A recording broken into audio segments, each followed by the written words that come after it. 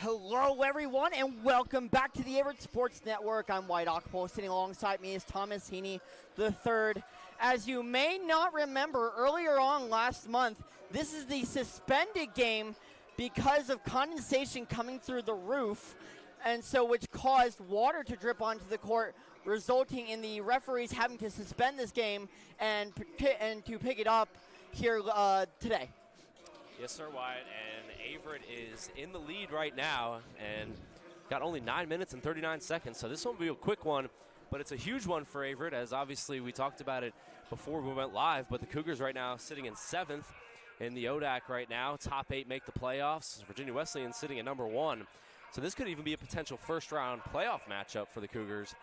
And Averett also not entirely out of hosting a first-round matchup as well. They're a game out of that. And so huge game here. The Cougars have lost 2 straight, looking to get back in the win column here. That's right. As 2 big road losses, the Cougars have to come back in here, get a win, and be able to go into the next game hoping to get back on a winning streak. Yep, for sure. And as we take a look, just to kind of remind you guys how we got here to this point, you take a look at Stevens. He has been sensational here in this game. He's got 16 points. And again, it's a little weird just because we're resuming it here a few weeks later. But, yeah, I mean, in this game, technically, yeah. I mean, he's got 16. He's got a three-pointer as well. Sellers 13. Chambers doing a good job coming off the bench. And so it'll be interesting to see how this works. One of the parts of this game that is so unique is that the bench and everybody on the floor is fully rested. And so Coach Shuino can just treat this kind of like a first 9 minutes, really, because everybody's fully rested. Nobody's got fatigue, and obviously fouls will count from the first game, but just as far as the human element goes, it's going to be interesting to see how the Cougars play this. Now, you have to think that Tomias Bracey is coming kind of off a down couple of games against both Lynchburg and against Roanoke, where the Cougars kind of got out-hustled again there at Roanoke. So you have to think that Tomias Bracey is going to want to come and be able to show out early here in the rest of this game. Again, you know, just to in the rest of, I should say the 9.5 minutes left to the second half. Yep, exactly. And Tomias Bracey is the head of the snake here. Him and Jackson Sellers have been sensational in the backcourt for the Cougars this year. We'll see if they can get it going for Averett. But as we talked about, top 4 seeds host a playoff game. And right now, Washington and Lee at 7-4. Cougars at 5-5. And so just 1 game back in the loss column if they're able to get back on the winning track here.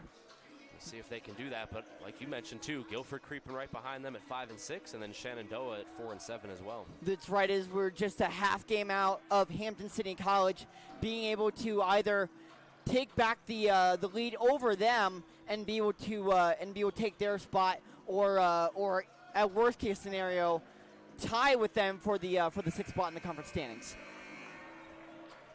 We've got under 2 minutes to go here, and Averett also wanted to touch on this before we tip off here. I don't even know. I guess we won't tip off. I guess we'll just have a baseline inbound maybe. But this has been the story for the Cougars this season, has been the home court advantage.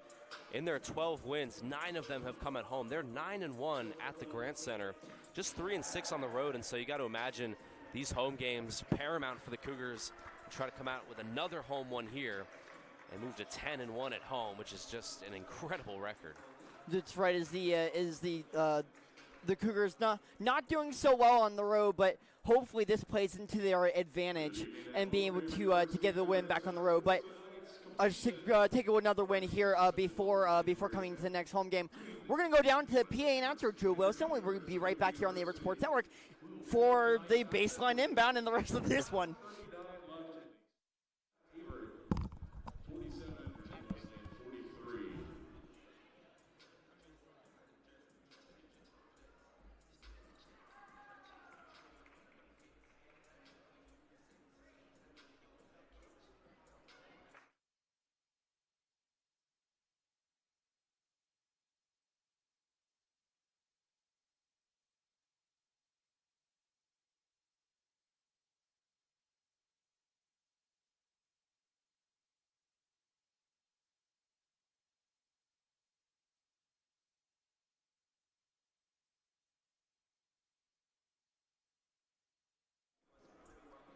And here we go. 5 seconds left here on the clock before we continue this one.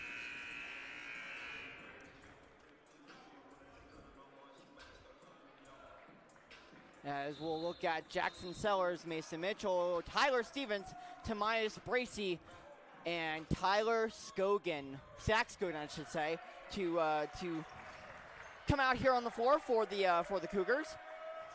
This is one of the weirdest things. This is crazy. Very strange. No starting lineups, no national anthems. We got 9 minutes and 39 seconds on the clock, and starting here with an inbound, and the Cougars with a 47-43 lead. Take us away, Wyatt. Here we go. It'll be Mason Mitchell to inbound it. Get it in to Tyler Stevens as they'll come across here from the left side to the right side of your screen if you're following the game here at home. Or it's the opposite if you're sitting directly across from us from the broadcast booth up here in the stands. It'll be Bracey. Kicks it into Stevens. Stevens puts it up and good as they'll expand the lead to 6 points. 49-43, 9:18 left to go. As Bracey and Mitchell come over to inbound. Wesleyan kicks it back out, but an interception and pass as Tyler Stevens gets the save as he'll come back in as he's okay, as Bracey will be the one to pick it back up. Sellers goes coast to coast, back up and off the backboard. As the Cougars were saying, they just resumed right where they left off. Stevens with a basket, and then Sellers looking to hold on here. That's right, it is. It'll be DeVoe with the shot off the backboard, no good. Too strong off the backboard as it'll be Cougar ball as they get a major stop before taking away the possession from the Marlins. Well, it's evident, Wyatt, who's come out here with more energy, and obviously Virginia Wesleyan, coming off the bus a little bit. You can't start slow in something like this. I mean, you've only got 9 minutes to work with, so starting slow could cost you the entire game right now. That's right, as the Cougars have been able to capitalize off the energy, you could say, being able to hit 2 straight big baskets here back-to-back and get a huge crucial stop to get an extra possession.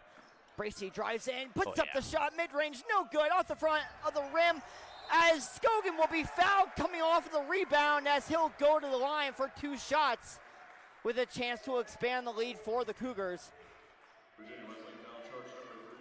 It's just so interesting why, you talk about basically starting right in the middle of this game, and it's so wild how Averett's come out with so much intensity for just a cold start here. That's right, as the Cougars definitely want to get a win here today to be able to keep up in the conference standings. It'll be Bracey, a handoff from Jackson Sellers. Bracey trying to find Stevens, but he's tangled up underneath, but finally gets it in as double team underneath by Wesleyan as they'll take over here on offense. It'll be Paul Anderson. Anderson goes up a shot, no good, rebounded by the Cougars. Fast break, here we go. Sellers coast to coast, puts up a shot, good, no good, but he'll be fouled underneath as he'll go to the line here for 2 shots to help expand the lead, as Wesleyan is a little confused as they thought that there was a foul there underneath as there was a ton of contact, Thomas. Yeah, both coaches, a head coach and assistant coach, were furious, and you can see it right there. You got to be careful, pick up a technical foul here. But both coaches furious with the non-call on the other end into the call for Averett. As we'll take a break here on the Averett Sports Network with 7:49 left to go, and it's 51-43. Averett over Virginia Wesleyan. Will be right back.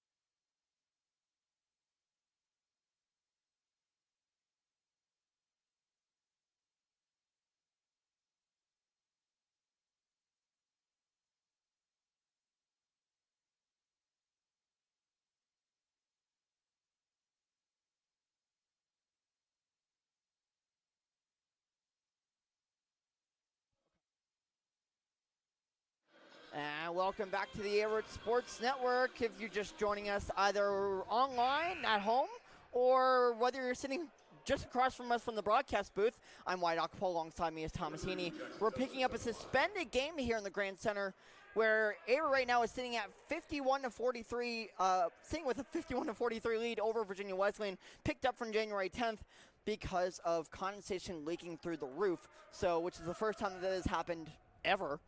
Yeah. As Sellers will knock down the first free throw from for today, as he'll expand the Cougar lead here to 9.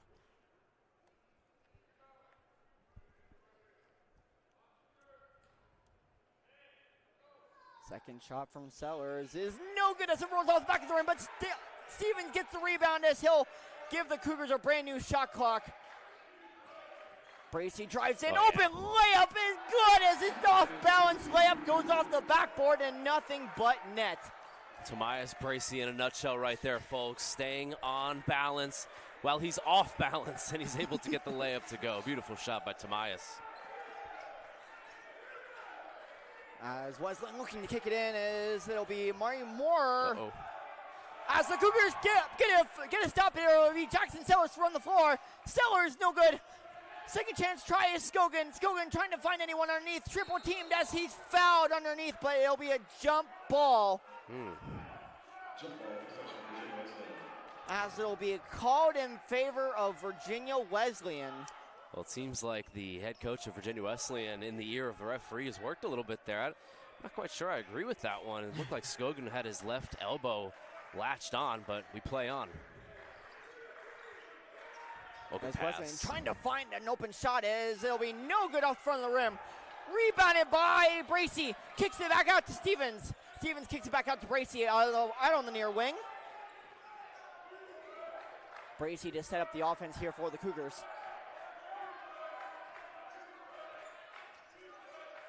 Bracey trying to find Stevens. Stevens sets the pick, but Bracey takes a shot. No good from mid-range. As it'll be called out of bounds off the foot of Tyler Stevens, and we'll go back the other way. Couple of good stops here by the Marlins. They need it.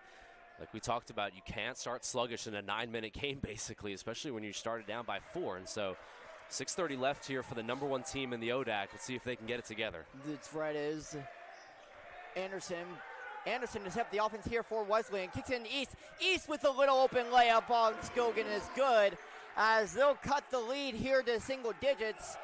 That's what I was just talking about. The Marlins are playing for something too here. They want that #1 seed. And Averett with only 6 games left trying to hold on to playoff positioning, but the Marlins trying to get that home field advantage. That's right, it'll be Bracey to back out here on the top of the key. He'll find Mitchell. Mitchell drives in, takes the layup off the backboard, no good. Rebounded by Mitchell. Mitchell puts up shot on the double team as it'll be out of bounds off of Averett. So a key stop here for Wesleyan, and we're going back the other way as Wesleyan now with 2 straight stops. Averett crowd letting head coach of Virginia Wesleyan hear it a little bit. You gotta love some good healthy heckling, but yeah, big stop there by the Marlins. Wesleyan set up their offense. It'll be Anderson back out to East. East drives in on Sellers, no good. Too strong as Moore goes up for the shot and gets fouled. So who'll go to the line for 3? Yeah, and in just a few minutes here, we've seen 2 huge momentum shifts. Averett comes out of the box on fire, lighting it up from the field, getting some big stops, but then just like that, you blink, and an 11-point game is now cut down to 54 to 47, pending the free throw. As Moore, second free throw, no good. Rebounded by Anderson. No good, though, but he's fouled underneath as he'll go to the line for 2 shots. I'm not quite sure what happened there, Wyatt. It seemed like, I don't know which Averett player it was, but almost got swim moved out of that, and just a free, wide open look at the basket. That's right, and Averett has to be careful here not to give anything away that is needed. First shot from Anderson is good. So 6 or 7 point lead here only for Averett. guys are letting you hear it. you Doing walked the into 6-7 that one. dance up here in the booth. We're having a little fun up here. You walked right into that one. Oh, I know. Second shot from Anderson is good. So 54-49, 5.5 left to go. As it'll be Stevens here to bring it up here for the Cougars. Big possession right here. That's right, as Sellers will look to slow it down here a little bit for Averett as he'll find Stevens on the near wing. Stevens looking to drive in, but kicks it into Sellers. As it'll end up being trouble as he'll find East out on the fast break. East throws it up, no good! As he missed the layup, and it'll be rebounded by Averett, and Averett will get the ball back.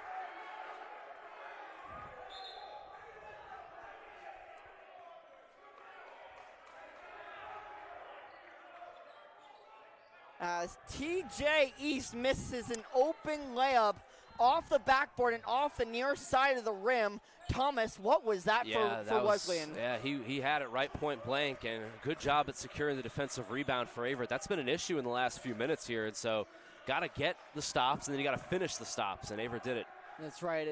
Looks like it'll be Josh Seiler as Seiler gets his pocket picked, but ends up not being trouble as Sellers is able to track the rebound down as he'll call a timeout.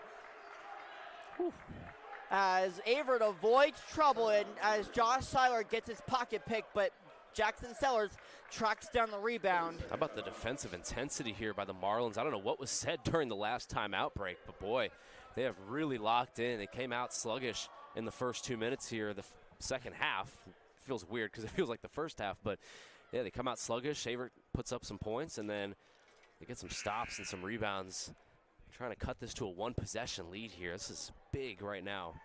That's right. As we were talking about earlier, this is huge. I mean, coming down to the last 6 games here of the season here for the ODAC, you know, Averett trying to hold on to a conference spot, sitting at 7th in the standings. I mean, and only the top 8 teams in the standings make the conference tournament. Yeah, the Cougars looking to try to get back to the conference tournament here. For the first time in 3 years. Yeah, exactly. And, you know, they made the NCAA tournament my freshman year. I believe that was 2021-22 season. But, you know, just trying to make that tournament here. And like I said, too, Averett has some high expectations. They want to host a playoff game. With how good they've played in the Grant Center here, they want to bring someone here. That's right. It'll be Tomias Bracey to start out the thing. Mason Mitchell throws it up no good from 3 off the backboard as he looked like he was calling that the bank was open. As it'll go out of bounds off of TJ East as Tyler Stevens is right there to pick it off as it'll go off of East as the Cougars will get another crucial stop here to get the ball back. I want to give a huge shout out to the Averett student section down there on the left side of your screen coming out here for a 9-minute game on a Friday afternoon, giving the Cougars some energy. You got to love to see it. That's right. It'll be Ramazani to start out the possession here for Averett. Kicks it over to Sellers. Finds Bracey on the handoff.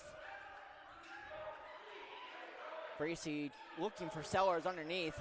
Sellers, body one-on-one. Bracey with the 3. No good off the front of the rim, but rebounded by Sellers. Back out to Ramazani, and he'll find Bracey for a new possession. Fresh 15 for Averett. Bracey finds Sellers underneath. Sellers gets fouled as it looks like he'll go to the line for 2 shots.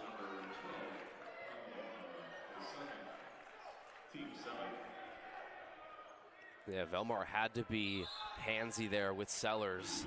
I think Sellers likes that matchup down low, and you'll send him to the line instead of just having him body him inside. That's right. So we'll take a break here on the Averett Sports Network at the timeout. We'll be right back here right out of the timeout. It was as Virginia Wesleyan wants to talk it over.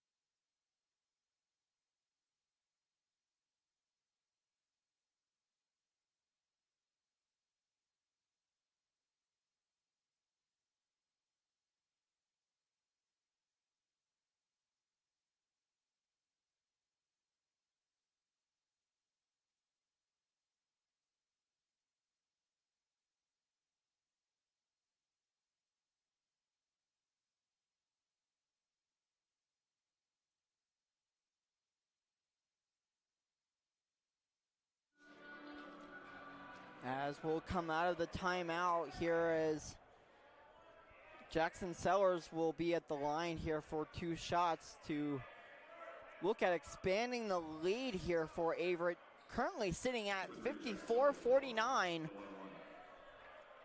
Single-digit lead here for the Cougars.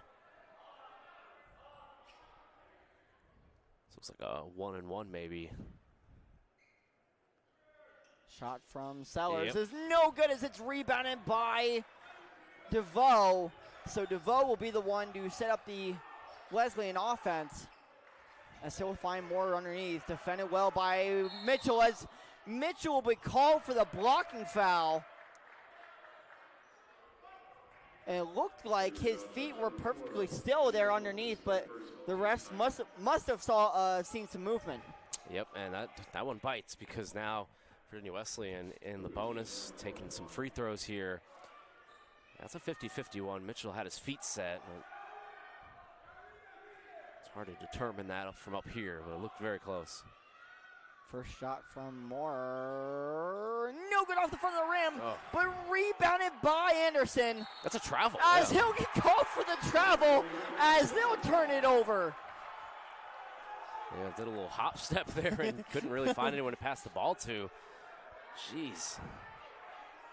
As Averett gets a break and will get the ball back with Mason Mitchell here, the one to inbound it. Who's going to be the guy to step up here for the Cougars? They've gone scoreless the last 3 minutes.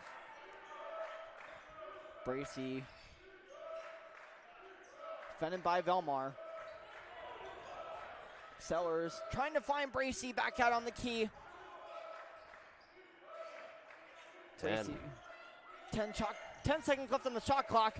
The Cougars have to put something up as Sellers will be the one to drive in. No good off the front of the rim. A little short as Anderson will run. Defended by Bracey is Anderson's shot is good. Played that as good as he could right there, Bracey. Just a tough shot. So the Cougar lead is now just cut down to 3. 54-51 with 2 minutes and 50 seconds left to go. It's an 8-0 run here for the Marlins. They want to foul down low on Stevens.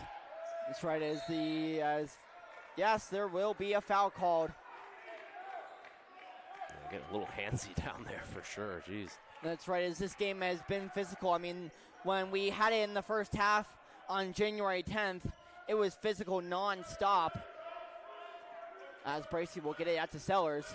Sellers will try to drive in. Finds Mason Mitchell. Thought about the 3. Will find Sellers back on top of the key. Sellers will drive in. Little mid-range shot is no good off the back of the rim and rebounded by Amari Moore.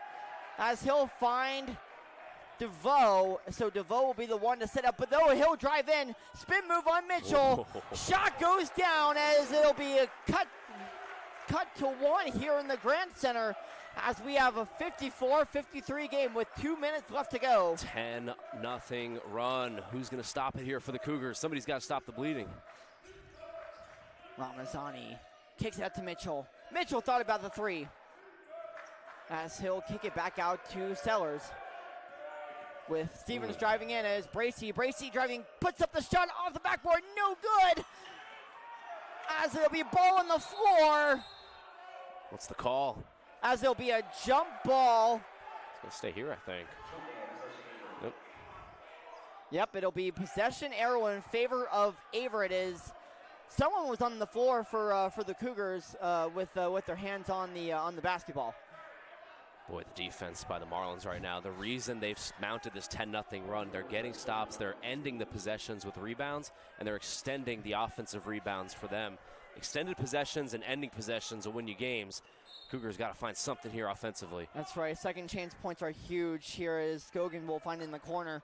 Kicks it over to Sellers. There's 16 left on the shot clock for Bracey. Off ball. As Mason Mitchell will find the 3 as he'll knock down the 3. Open 3 from Mason Mitchell expands the Averett lead to 4. 57-53 with 1:20 left to go. As a big block by Skogan. Ball on the floor. As we'll have a jump ball on the far side corner Covering it is number 11. It looked like it'll be Demir Pollard. What a great off-ball screen there on the other side for that possession, freeing up Mitchell, and that is what the Cougars need. They've had a hard time creating open shots here in the last 9 minutes. They get Mitchell open, and the clutch player that he is, he bangs it. That's right. He's always been a sharpshooting, three-point, specialist for the Cougars, being able to come off the screen and be able to knock down a shot when the Cougars need it most. Yeah, they got 18 seconds on the shot clock. It's gonna, or I think they'll probably reset the shot clock, probably 20 seconds. Either way, Virginia Wesleyan is going to have the ball here. They've had a lot of success driving it in the paint. I was a little curious at that shot in the corner there. Didn't really need to shoot it. Had plenty of time on the shot clock, and a two-pointer makes it a two-point game. So be curious to see what kind of play they draw up here. That's right. Though there was a big block there on the far side corner before it ended up being a jump ball, where Zach Skogan was able to get his hands on it to be able to prevent the shot, at least from having a chance of going down, and the Marlins being able to take the lead. Yeah, and the two big things here for the Cougars on the defensive side as they try to get this stop is you've got to play defense and not foul. You can't reach, you can't get your hand on an elbow or anything like that. You don't want to send the Marlins to the line, and I mentioned it before, but you've got to rebound. You've got to get the stop and end the stop there. Marlins have had way too many second chance opportunities here in the last 9 minutes of this game, and so Cougars, no fouls and get the rebound and get out of here with the win. That's the main objective right now. That's right. It will look like.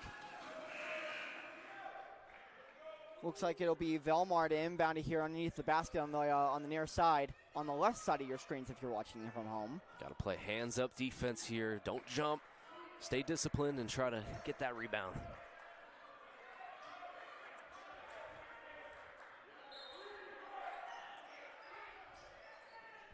Velmar kicks it in. Defended by Stevens. 12-1 left on the shot clock as he'll find Moore. Moore defended well by Skogan. Little spin move ends up being a foul. Contact underneath by Skogan as looks like it'll be Amari Moore to go to the line here for two with only a minute left to go here in the game. Yep, Amari Moore, only a 54% free throw shooter. So almost flip a coin with him at the line. Curious to see how this goes. Big free throws right. here for a not great free throw shooter. He just needs one, though, to make it a one-score game. That's right. As Moore's first shot is good, so he'll knock it down to 3. East comes back in.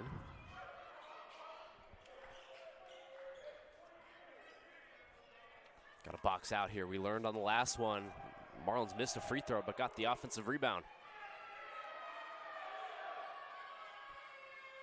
Second shot from Moore is no good. There it is. As it, though, is rebounded by Anderson with a minute left.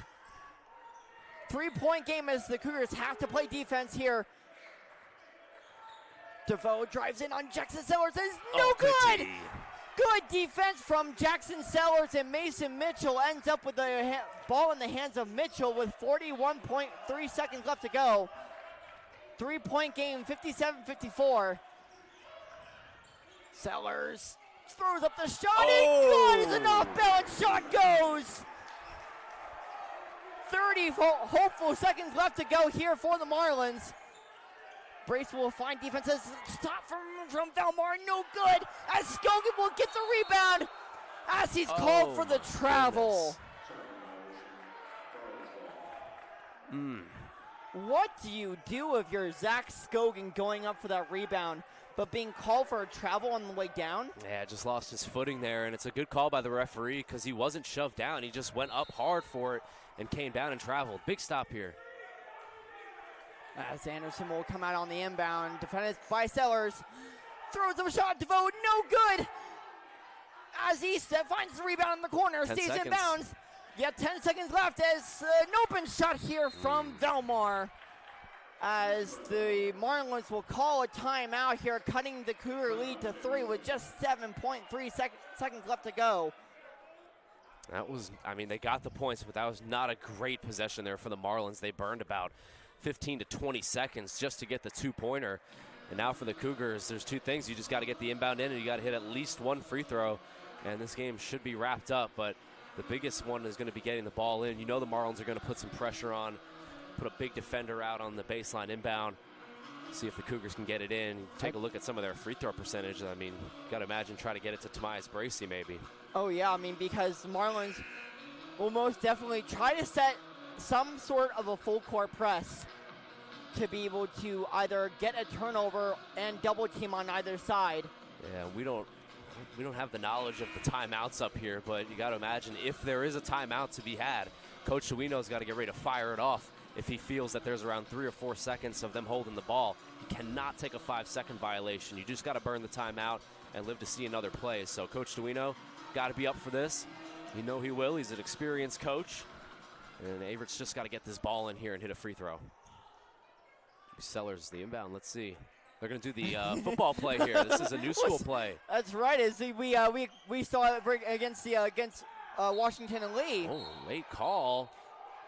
What's it going to be? So foul will be called on DeVoe. It'll be a shove underneath. So the Cougars will get their free throw. That was a strange play. They bumped Mitchell, and then they didn't blow the whistle until a few seconds after. I think that's what head coach of Virginia Wesleyan was thinking there. He thought it maybe was a travel, but they definitely bumped him. They just didn't blow the whistle in time. That's right. It looks like Mitchell will be at the line with a chance to pretty much wrap this one up, but we'll see. Just needs one. There's only 5 seconds left. First shot from Mitchell is good. 60-56 thanks to Mason Mitchell's first free throw going down. That was a 1-and-1 also. Wow. Oh my gosh, clutch. You have to talk about, I mean, in the last 9.5 minutes, you would say that Mason Mitchell will pretty much be the player of the game for this one. Coming up with the clutch three. Well, there was a point where it was 54-53. The Cougars have gone 4 minutes of scoreless basketball, and then Mitchell hits an off-ball three to make it 57-53. That changed the game right there. It gave the Cougars a little bit of spark, a little bit of offense, and 5 seconds right now. You just got to play defense with your hands behind your back, let them shoot it. That's right, as we'll come into a timeout here with the Cougars looking to get this game wrapped up, as the coach for Virginia Wesleyan still arguing there down on the floor with the referee. You got to be careful if you're the head coach.